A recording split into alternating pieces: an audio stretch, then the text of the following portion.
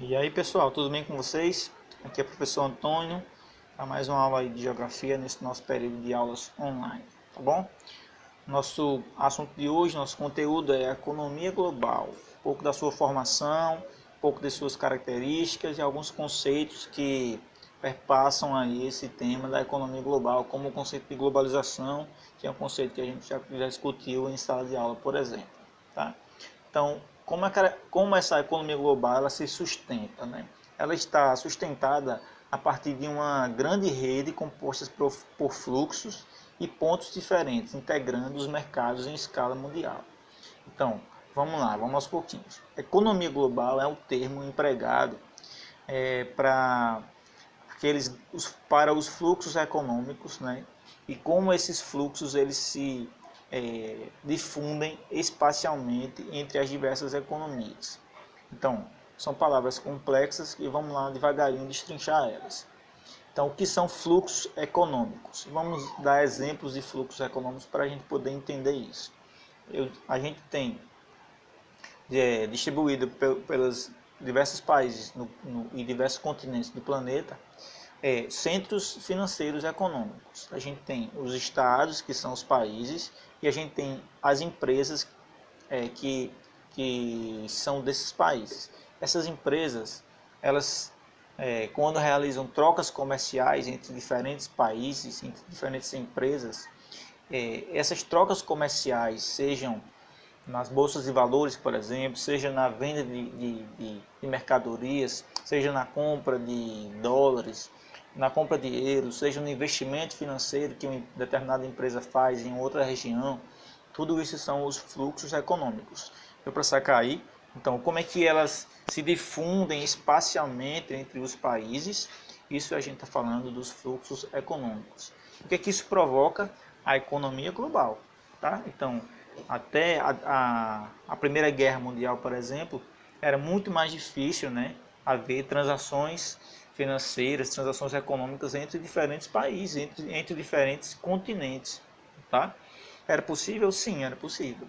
Só que atualmente a gente tem uma economia muito mais globalizada devido às tecnologias, né, ao avanço tecnológico na própria comunicação, né? Então, todas as bolsas de valores elas estão interligadas, né? A comunicação é feita muito rápida, as empresas têm essa própria comunicação, esses fluxos correm muito mais rápido atualmente do que lá na década de 1950, por exemplo. Tá bom?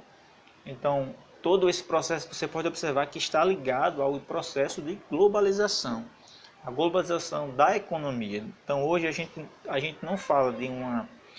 A gente fala dos blocos econômicos, por exemplo, como a União Europeia, como o Mercosul, porém o Brasil, por exemplo, que está inserido dentro do bloco econômico do Mercosul, que a gente já estudou, ele se apresenta no cenário da economia internacional.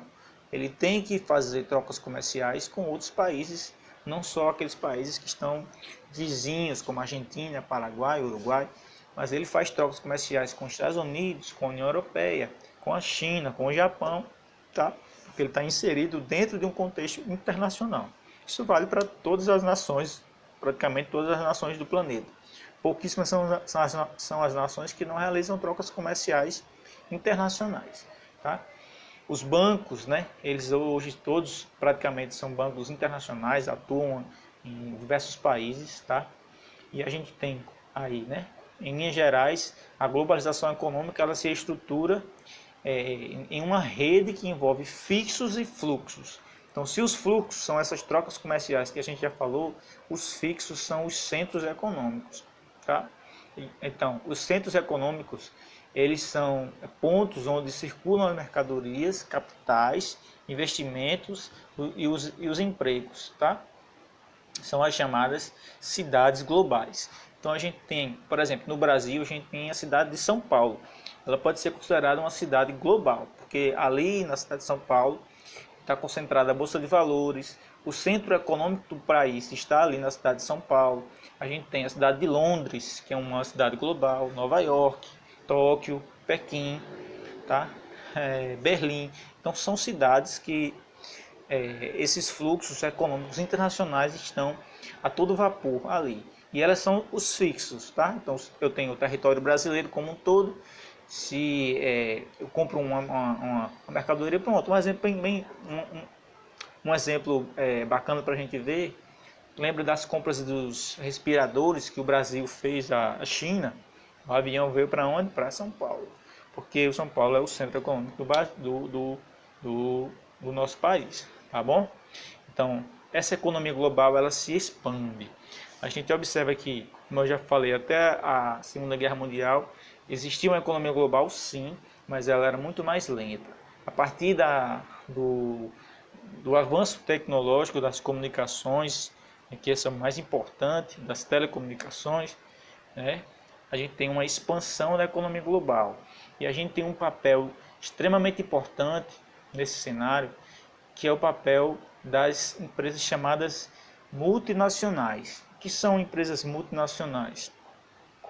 Uma empresa multinacional, ela exerce um papel preponderante no cenário, tá, da economia global. Se a gente tinha, até pouco tempo atrás, os países, os estados como os grandes detentores das regras do mercado, hoje a gente tem as empresas que são chamadas empresas globais. Uma empresa ela tem um capital muitas vezes maior do que o próprio estado em que ela atua. Tá? A gente tem como exemplo de empresas globais, a gente tem a Coca-Cola, a gente tem a Nestlé, a gente tem a P&G, a gente tem a Samsung, a Nokia, né? a Apple. Então são empresas que atuam em todas as regiões do planeta, que tem um capital financeiro gigantesco e que acabam dominando e estruturando aí esses fluxos comerciais entre os diferentes países, tá bom?